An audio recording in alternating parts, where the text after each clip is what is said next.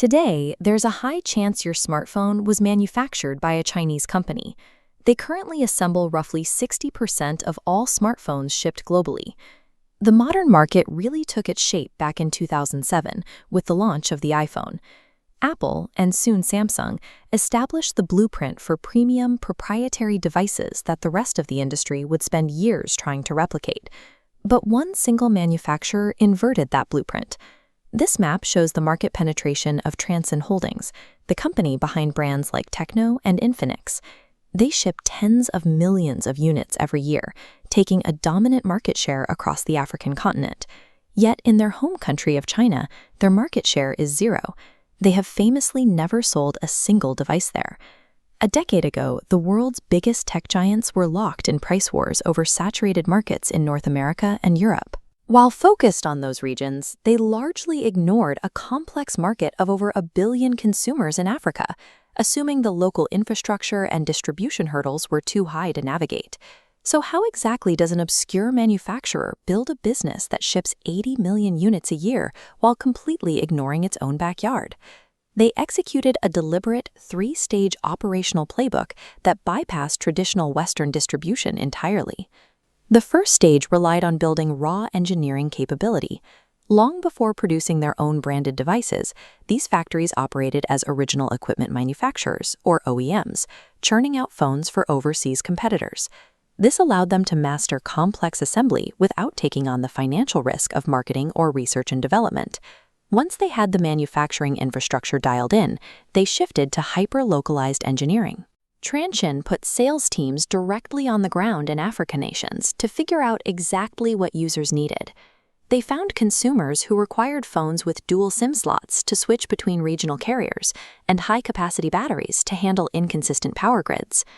Because they owned the factories back in Shenzhen, they could instantly feed that data straight into their production lines. Standardized global brands typically lock in their hardware designs years in advance for a universal audience. Transsion tweaked its hardware specifically for the local buyer.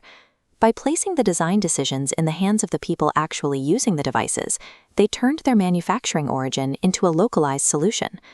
This diagram illustrates the second stage, overhauling distribution. The standard tech supply chain is slow, burdened by layers of regional distributors, wholesalers, and local brokers. Transsion built a direct pipeline straight from the factory floor to regional hubs. To pull that off, they rely on massive air freight operations. Rather than waiting weeks for ocean freight, they move thousands of tons of mobile devices and spare parts by air every year, bypassing local port delays entirely and maintaining an aggressive inventory turnover rate. They support this air bridge by operating highly concentrated warehousing hubs in cities like Lagos, Dubai, and Delhi.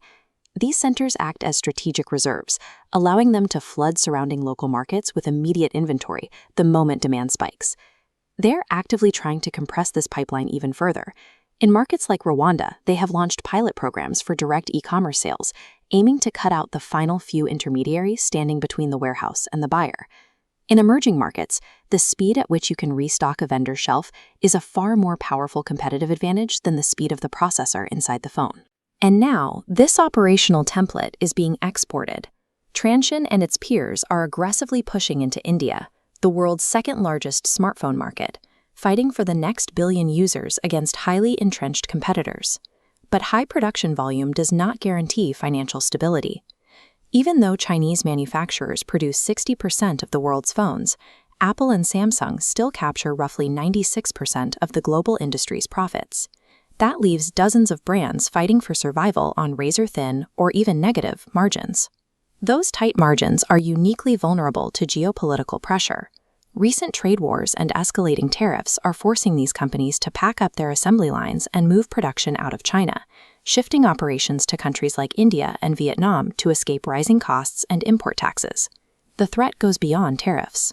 When U.S. sanctions cut off access to vital Western technology, companies like Huawei have leaned on hundreds of targeted Chinese industrial policies, developing independent semiconductors and operating systems as a way to break the dependency on foreign providers. This shift toward local self-sufficiency is the ultimate target. By mastering every step from software code to the cargo ships in the harbor, the sector is looking for a future where its growth can no longer be throttled by an export ban.